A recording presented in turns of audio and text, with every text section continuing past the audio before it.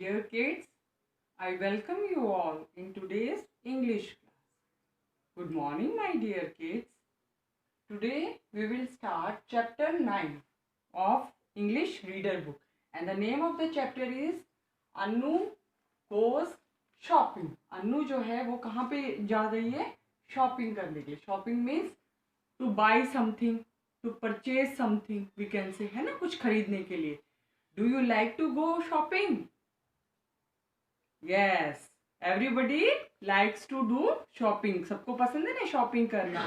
And your parents help you in shopping, है ना. Whenever you want to take, I can say some eatables, or you want to take some dress, you go with your parents. Or to buy toys, है ना, you go with your parents. So this chapter is based on shopping, we can say.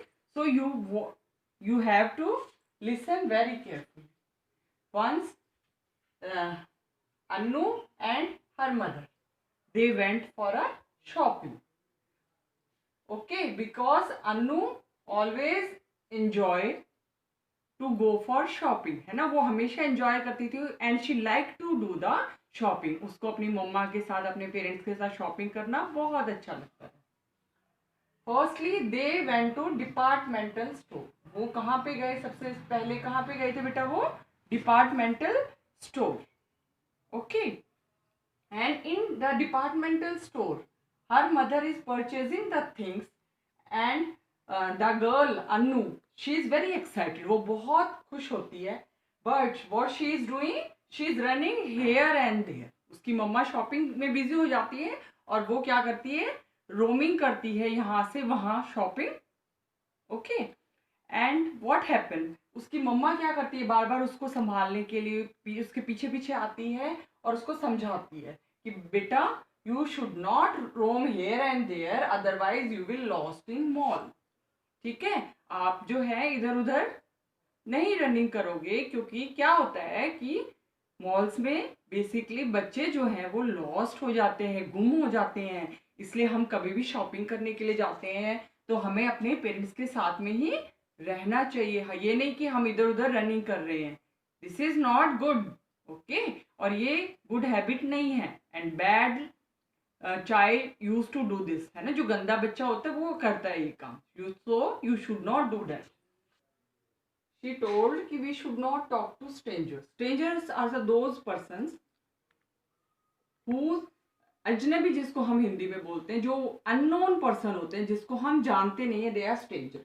तो हमें कभी भी जिसको हम नहीं जानते हैं उससे टॉकिंग नहीं करनी चाहिए और उसके साथ भी कहीं पर भी जाना नहीं चाहिए. और वो कुछ खाने के लिए ऑफर करता है तो वो भी हमें एक्सेप्ट नहीं करना चाहिए.